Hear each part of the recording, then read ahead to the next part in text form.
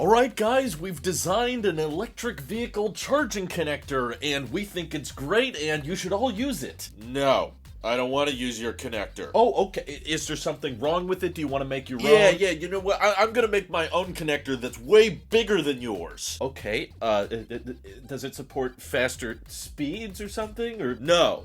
It's not as fast. But the rest of the automakers are all going to use this bigger connector, which is better. We've already made a bunch of EVs that outnumber the number of EVs that are using your connector, and you can use ours for free. And it has a larger charge network to pull from with great reliability. I don't care about your charger network and your reliability. Our network doesn't need to be reliable, okay? You can just walk. Okay, you know, that might end up annoying a lot of your customers, but I don't care. I just drive gas cars anyway. I see. Okay, gotcha. But you understand there's all of these people trying to buy your EVs, and they're all really upset and angry that they can't road trip reliably. In that case, they should use your network. Why can't your charging network charge our EVs? Well, I'm sorry. It's just our network was designed for this connector, not yours. Okay, well, you better change your network then, because we don't have the time to figure out how to make a large, reliable charging network. So you gotta figure it out. You gotta fix the problems our customers are having, okay? Okay, it's just we're kind of focusing on growing the network for our customers, and there's more of our customers than yours. That doesn't matter. You just need to charge everybody's EVs seamlessly and reliably, and I don't know why you're expecting me to do everything for you. God. You know what?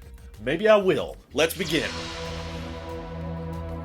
So, I was kind of hoping to have a bit more concrete details than this when finally announcing that the Tesla Supercharger network is opening up, and it seems like every announcement we get a little bit more information, but still not quite the entire piece of the puzzle. But the little bits of information we did get from official statements from the White House, and it seems like Tesla is backing them up through their own official Twitter accounts. But the vague part is that the Supercharger network is supposed to open for non-Teslas soon. What does soon mean? We don't know. Could be a couple months, could be a couple days. But the more concrete information from the White House is they expect Tesla to more than double their number of superchargers by the end of 2024, which is a lot to unpack there. I'll come back to that in a second. But they also said that Tesla plans to open up existing and new supercharging stations, which is kind of an interesting development because it implies that they'll be bringing the Magic Dock, which is basically a NACS to CCS adapter to existing V3 supercharging stations, and by the end of 2024 have well over 7,500 charging stalls, which are capable of charging not just Teslas, but also non-Teslas. And again, that's within a span of under 2 years, which is definitely a lot. And of course, because Tesla's opening up their network, they're going to be tapping into the $7.5 billion of infrastructure funding from the federal government. How much of that $7.5 billion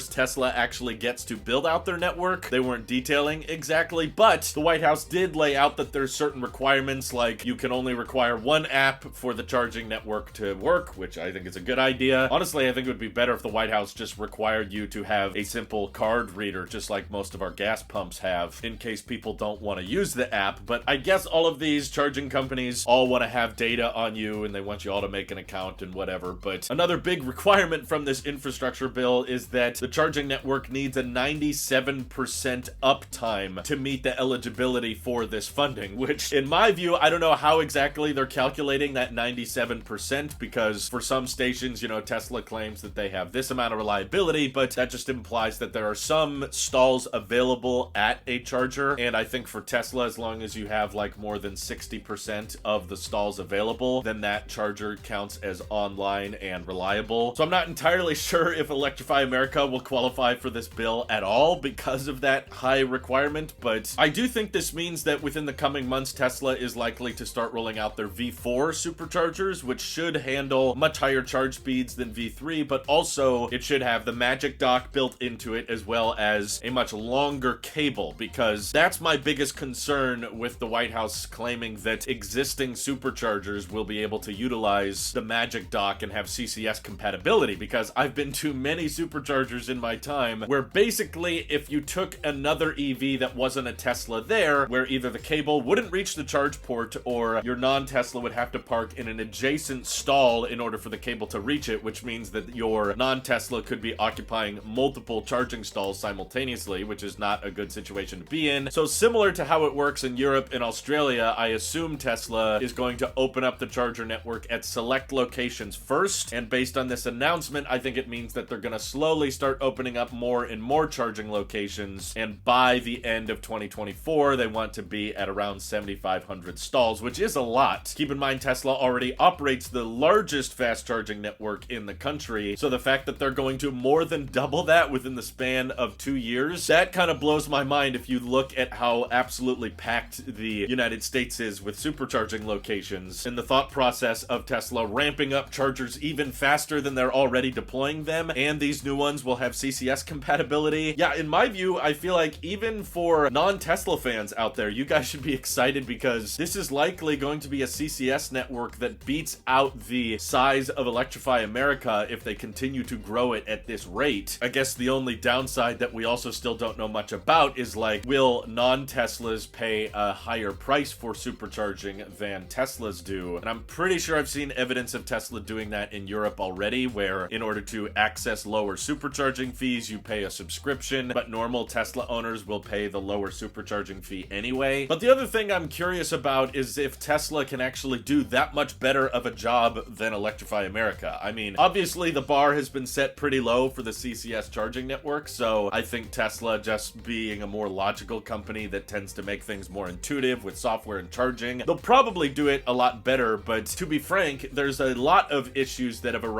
with non-Tesla charging in the United States that aren't necessarily the charging network's fault. It's mostly just because there is not a first-party designed experience, and there's certain communication protocols that you have to get right with non-Teslas charging with these third-party charge networks, and they don't often communicate properly, or the car will say it needs a certain charge and the charging stall won't give it the right one, or in the case of Rivian, more recently, it appears that they're unable to cool the battery packs properly, so that heavily impacts their charging speed. So some of these issues with communication between the battery pack and the charging stall, I wonder if the supercharging experience won't be so smooth anymore if you're using it with a non-Tesla, because of course you have to download an app and make an account and select the charging location on that app, and maybe because there's more going on the back end, it could still be a bit more problematic than a typical Tesla would be. But I would still really love to see how this is supposed to work in the real world, opposed to just, oh, new superchargers might have a CCS connector. Like, how long is the cable going to be? And if we're converting existing superchargers into CCS compatible chargers, are you going to extend the length of the charging cable? Are you going to ensure that non-Teslas are aware, hey, don't park in the stall next to the charging ports just because that reaches your car doesn't necessarily mean it's a good idea? And ultimately, because of the first-party experience and the communication that goes on between the charging stall and the battery pack, I still think Tesla will have an advantage even if the supercharger network starts opening up to non-Teslas over the course of the next 2 years, and it starts to become more and more possible for you to road trip with a Lucid or a Rivian or an ID4 just using V4 superchargers. There will still probably be a little bit of hiccups with the activation of the chargers and the communication that needs to go on between the battery pack and the charging stall. And personally, I know we're hearing announcements that say otherwise right now, but my guess is there are still going to be thousands of superchargers, even in 2025, that only are compatible with Teslas. Maybe those are just V2 and V1 supercharging stations, and they don't retrofit those because, as far as the White House is saying, I'm pretty sure they're only going to be retrofitting V3 superchargers. And it sounds like they may be focusing more on offering CCS at more road trip friendly superchargers, whereas other superchargers that are just kind of in the middle of busy cities that people are using because they need to supercharge their cars and they can't charge them from home, those may not be as in big a rush to retrofit. Or more urban grade superchargers with just 72 kilowatts, those kinds of superchargers, they may not focus on converting to CCS. And I'm still a little skeptical of how easy this rollout can go, because anytime Tesla talks about it and the White House talks about it, they always seem so matter of fact about it. Like, this is going to be really simple. We're just going to flip a switch and suddenly superchargers can charge non-Teslas. But I could see there being a lot of problems, especially when, like, Chevy Bolts, which are limited at 50 kilowatts, are occupying V3 250 kilowatt got charging stalls and they take up a lot more time, and I'm wondering how Tesla is going to handle the congestion of the charging network when a lot of the EVs they'll be supercharging can't really sustain speeds that well. So my guess is that to encourage people to be more aware of what charging stalls they're plugging into, and, you know, telling ID4s or Chevy Bolts not to occupy V3 stalls and that kind of thing, maybe they're just going to have much higher fees for supercharging if you're not a Tesla, or the idle fees I think are going to be way worse for non-Teslas. So if there ends up being a situation where there's a line of Teslas trying to supercharge and they're waiting because somebody left their ID4 or their Chevy Bolt plugged in, maybe those people are used to having more free charging sessions because that's what Electrify America gave them. Maybe the idle fees are going to rack up really fast, and that will make a bunch of non-Tesla owners super angry, and it will force them to either be more aware of their charging habits or make them not want to supercharge in the first place, because I don't want to have to pay all those extra fees. But honestly, I just really wish more of the automakers could switch to NACS, because it's clearly a much better standard and it handles faster speeds and it's much easier to hold, and it seems like it's cheaper to build overall. Tesla needs a fraction of the money to build out their superchargers compared to what Electrify America needs for their charging locations. So industry experts like Sandy Monroe have detailed about how the NACS connector is cheaper to make than the CCS connector because of its simplicity and size. So in a perfect world, we could just agree that NACS is the future and we should all switch to it, but sounds like legacy automakers and startups don't want to switch away from CCS. So Tesla is basically doing all of the heavy lifting for the EV transition. Now they're going to have a charging network within a couple years that is, of course, the best for all Teslas, no question, but also will probably become the best for all non-Teslas. And sure, you'll probably find cheaper charging speeds at a charge point or an EVgo or an Electrify America, but there won't be as many of those stations, and they probably won't be as reliable or as plentiful as the supercharger network is, especially as those are going to be opening up now. But there's still no word on if Tesla will actually just straight up sell an adapter. That feels like a easier solution, is to just sell kind of like an extension cord that has NACS on one end and CCS on the other. That way you could take your Rivian to existing superchargers and just use the existing hardware.